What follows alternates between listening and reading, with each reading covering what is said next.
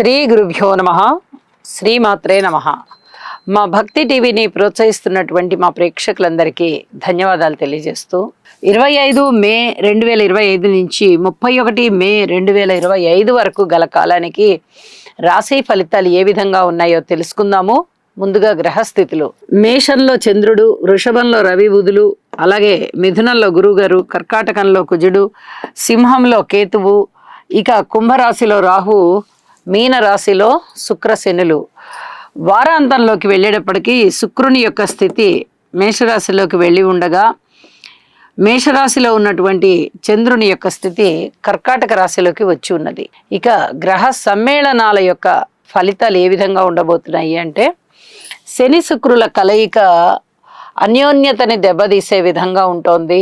అలాగే రవి బుధుల కలయిక బుధాదిత్య యోగాన్ని తెలియజేస్తూ చాలా అద్భుతమైనటువంటి ఫలితాలు అన్ని రాశుల వారికి ఇచ్చే విధంగా ఉన్నది. ఇంకా వారాంతంలోకి వెళ్ళేటప్పటికీ చంద్ర కుజుల కలయిక కుజుని యొక్క నీచ భంగాన్ని తెలియచేస్తూ కుజుడికి మంచి లక్షణాలని ఇస్తోంది. ఇక వీటన్నిటికన్నా కూడా ముందుగా చెప్పుకోదగిన విశేషాంశం ఏమిటి అంటే, రాహు గారికి, కేతువు గారికి వీరి యొక్క సంచారాలకి మధ్య భాగంలో మాత్రమే, అపసవ్య దిశలో మధ్య భాగంలో మాత్రమే రవ్యాది సప్తగ్రహాలు ఉన్నాయి.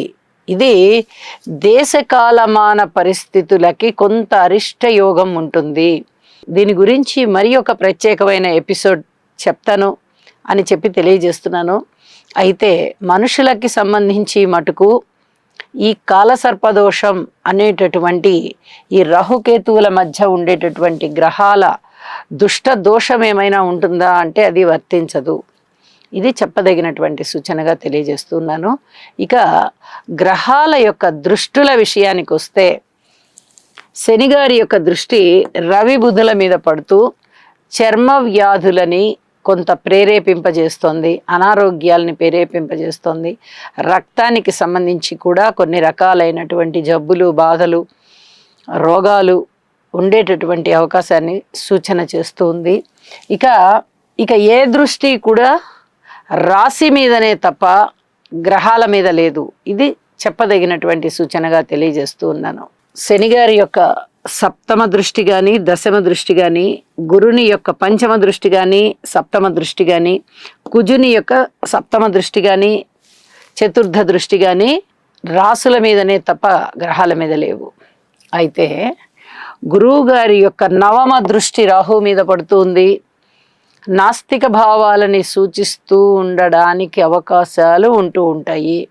అలాగే కుజుని యొక్క 8వ దృష్టి రాహు మీద పడుతూ ఉన్న కారణంగా సర్పదోషం అనేది కూడా ఒకటి ఏర్పడుతూ ఉన్నది. ఎవరి జాతకంలో అయితే సర్పదోష నివారణ చేసుకోకుండా ఉంటారో, అంటే ఆ దోషం ఉన్నవారు నివారణ చేసుకోకుండా ఉంటారో, వారు కుజరాహు స్తోత్రాలు పఠించడం మంచిది అని చెప్పి తెలియచేస్తూ ఉన్నాను. ఇక రాసుల్లోకి వెళ్దాం. కుంభరాశి వారికి 5 గ్రహాల యొక్క ఉనికి అత్యుత్తమమైనటువంటి ఫలితాలను తెచ్చిస్తోంది. ఈ వారం రోజుల కాలాన్ని పరిశీలన చేసినట్లయితే చాలా అత్యుత్తమమైన ఫలితాలు. ఏలినాటి శని జరుగుతోంది. ఒక పక్కన ద్వితీయంలో శని గారు ఉన్నారు, రాశిలోకి రాహు వచ్చారు, సప్తమంలోకి కేతు వచ్చారు. అయినప్పటికీ కూడా అద్భుతమైన ఫలితాలు ఉన్నాయి అంటే విధి ఎంత విచిత్రమైనదో చూడండి, ప్రకృతి ఎంత రమణీయమైనదో చూడండి. ఈ ప్రకృతి నుంచి వచ్చేటటువంటి ప్రతి ఒక్క ఫలితము కూడా వీరికి చాలా చాలా అద్భుతాలను ఇస్తుంది. ద్వితీయంలో ఉన్న శుక్రాచార్యుల వారు బాగున్నారు, తృతీయంలో చంద్రుడు బాగున్నారు, చతుర్థంలో బుధుడు బాగున్నాడు, పంచమంలో గురువుగారు బాగున్నారు, షష్టంలో కుజుడు బాగున్నారు. వరుసగా 5 రాసులలో గ్రహాలు బాగున్నాయి. 5 గ్రహాలంటే గ్రహ మాలికా యోగం ఎంత అద్భుతమైనటువంటి విశేషం అండి ఇది. అలాగే చతుర్థ స్థానంలోనే బుధుడు రవి గారితో కలిసి బుధాదిత్య యోగం, ఇది కూడా చాలా అద్భుతమైనది. కీర్తి ప్రతిష్టలు పెరుగుతాయి, బంధువర్గ రీత్యా ఆత్మీయ ఆదరణలు పెరుగుతాయి, మాతృవర్గ రీత్యా చాలా చాలా ధన సహాయం లభిస్తుంది, మంచి మాట సహాయం లభిస్తుంది. నిర్వహణ బాధ్యతలు కొన్ని మాతృవర్గం తీసుకుంటారు, మీకు అనేక రకాలుగా లాభాలను అందిస్తారు, సంతానం బాగుంటారు, రుణాలు దొరుకుతాయి, అన్నదమ్ముల సహాయ సహకారాలు బాగున్నాయి, కుటుంబం బాగుంది, కుటుంబంలో ఒకరికి ఆదాయం పెరిగేటటువంటి అవకాశం అంటే ఉద్యోగం వచ్చే అవకాశం కనిపిస్తుంది, సంపదలు పెరుగుతాయి, మానసిక స్థైర్యం పెరుగుతుంది, స్థిరచరాస్తుల వృద్ధి జరుగుతుంది. ఉపాసన చెయ్యాలి అనుకునేవారు దైవీ సంపత్తిని పెంచుకుంటారు. సద్గురువు దగ్గరకు వెళ్ళి విధి విధానాలతో కలిసినటువంటి మంత్రాన్ని తీసుకుంటారు, మంత్రోపాసన చేస్తారు. ఇవన్నీ కూడా మీ మనసుకి చాలా చాలా ఆనందం కలిగించేటటువంటి అంశాలు. సన్మాన సత్కారాలు అందుకుంటారు, మంచి పేరు, మీరు మీ సమర్థత వల్ల మీకు వచ్చేటటువంటి పేరు మీకు చాలా ఆత్మసంతృప్తిని ఇస్తుంది. వివాహాది శుభకార్యాలు జరగడానికి మీ కృషి బాగా ఉంటుంది. అదే మీకు జరగాలన్నా కూడా 10 మంది మీకోసం మంచిగా కృషి చేసి సహాయ సహకారాలు ఇస్తారు. ఏ పక్క నుంచి చూసినా కూడా ఇప్పుడు జరుగుతూ ఉన్నటువంటి ఏలినాటి శని ప్రభావము తక్కువగానే ఉంది.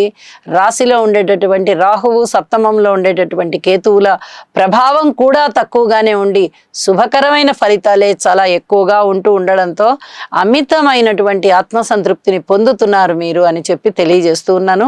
ఇష్టదేవతారాధన చేయండి, శివుణ్ణి ఆరాధించండి, మరింతగా అభివృద్ధి చెందుతారు. శుభం. గురుగ్రహ అనుకూలత కొరకు దేవానాం చ ఋషీణాం చ గురుం కాంచన సన్నిభం బుద్ధిమంతం త్రిలోకేశం తం నమామి బృహస్పతిం. ఓం హ్రాం హ్రీం హ్రౌం సహ బృహస్పతయే నమః.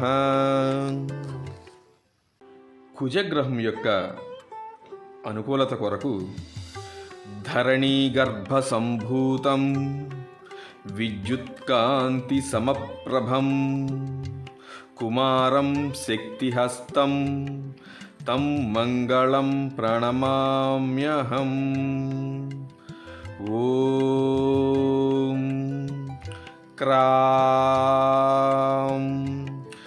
క్రీం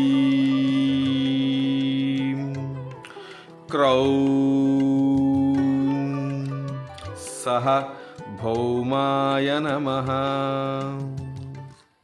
రాహుగ్రహం యొక్క అనుకూలత కొరకు అర్ధకాయం మహావీరం చంద్రాదిత్య విమర్దనం సింహికా గర్భసంభూతం తం రాహుం ప్రణమామ్యహం. ఓం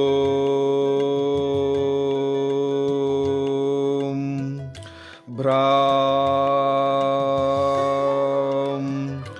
భ్రీం భ్రౌం సహ రాహవే నమః.